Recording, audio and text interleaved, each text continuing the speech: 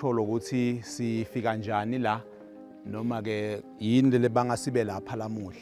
Eminyakeni lophelile iMinistry of Agriculture ne-DPM's office iyayenda liqwaningo lelisho ukuthi sivuno sibe kanjani eminyakeni evela. Saphuma ke i-report lesibita ngokuthi annual vulnerability assessment. Yasivetela ukuthi about 300,000 webantu batawudzinga kusupportwa ngelisito lekudla. Lokusho ukuthi that translates to about 25% of the population of the country. Kwaba ke nekukhala lokukhulu lapha nalapha ukuthi bekunene batawuphiwani labantu. Sase ke sesiyalungisa nathi ukuthi njengoba sisede emhlonishwa Henwood le disaster risk management fund siphila ngalokuthi siyawuqela kuhulumende nasekunesimo. Sihambe ke siyawuqela kuhulumende ukuthi sicela ukuthi imali is-approvele imali sitawukhona kondla lamaswati. Nangingabekisa nje le mali beyiya lapha kubo 150 million. Lesho ukuthi ifanele ukuthi emaswati ondliwe adle sekuphelile futhi. Ngekukhulumisana ke nahulumende wase uthi ke cha angeke kwalunga ukuthi yonke le mali idliwe nje kuphela. Asenibone ukuthi ningabambisana njani neMinistry of Agriculture nema-parastatals la kakhona nikhicite lokudla. Kunekuthi ndawupho ukuthi simali lengaka siyathenga. Sase ke uyaqala ke lo mshado wethu bese sikhulume ngawo sukela sicalile iprogram emkhathini wa eWeight na-NMC ukuthi bambisanani ngoba nonke nihlangano kahulumende ukuthi nikhicite lokudla sitokhona kulwana nasimo lesinaso. Ngithathe leli thuba leli inibonge kakhulu ukuthi niphumelele nibe khona la kutoba bofakazi balendlela leseyihanjiwe ihanjwa ngeNDMA na NMC na eWeight. Le ndlela lena isifikisa la ekuthaneni sesine milestone noma ke lokuyinkomba yokuthi kukhona lesesikwendile lokungilo 50 hectares wemabhontshisi. Siyabonga nathi singu-NMC ukuthi besingalithola lelithuba ukuthi sibe yingcenye yale ngayizivele lesihlangene ngayo namuhla la. Ngicabanga ukuthi la event lakithi la kaNgwane seyikhulunywe kakhulu indzaba ye-food security. Yaze yafika esigabeni khona la seligama lesi-food security selisishiphela silive. Salishintsha sathi nyala sakhuluma i-food security sesikhuluma i-food sovereignty. Because now ukhuluma nge-food security ukhuluma singanyelanga nje nawunemali noma ungakalimi nawudzingile utawuhamba esitolo uyothenga. So ke sikubonile ke lokho ukuthi akusibeki ethubeni lelihle silive ukuthi sitawuphila ngekugomela kubo makhelwane. So ke ema-initiatives lafana nalena lesihlangene ngayo namuhla la it's basically in the right direction leshoko lokuthi sesibonile nokuthi kufanele sisende njani. I'm happy ukuthi disaster management agency athi atfolele budget la iniketwe nguhulumende. Bengangathi decidela disaster management agency ukuthi ngiyayidistributor to ema-farmers ayangilimela aletha umabhontshisi etingungwini tami noma emasakeni ami ngiwafaka kumagushede ami ngiyawulinza stehlakalo ngihambe ngiyonikela kulabo labahluphekile. But uthi NDMA nyana NMC you have been dealing with farmers emabhontshisi for all these years.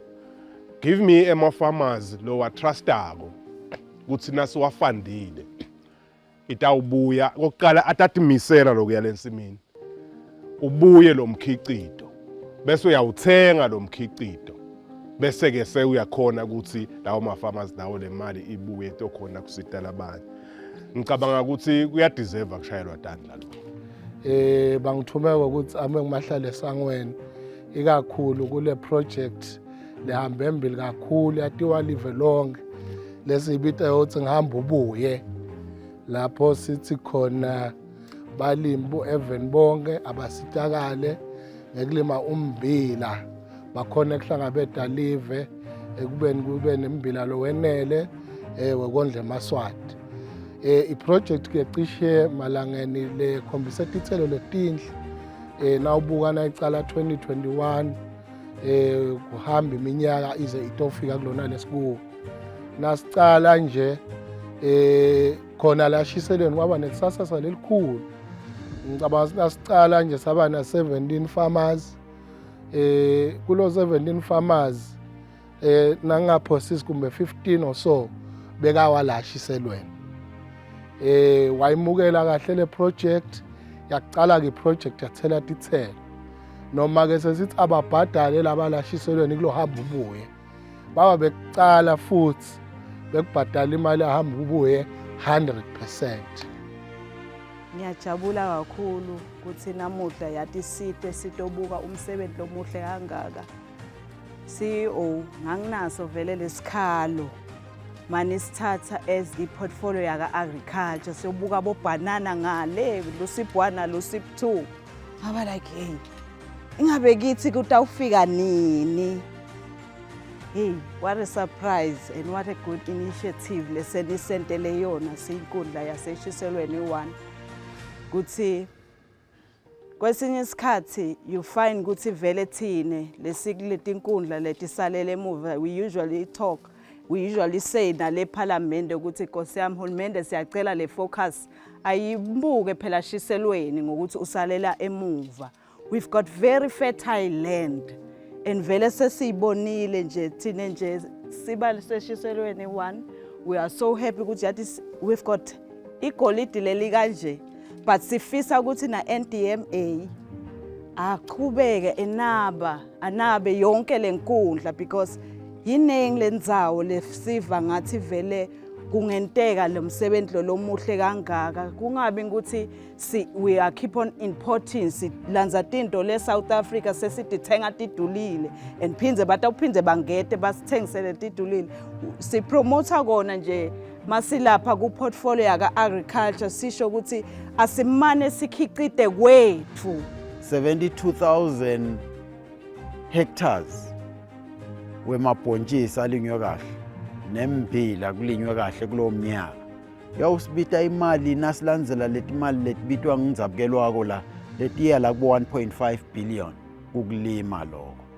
Nangabe singake si-invest imali enganga 1.5 billion ku production yemmbila nemabhontshisi lebe si-estimate ukuthi about 20 million but ke kule financial year lesiqedzako khonile hulumende kusiniketa about 10 million towards that.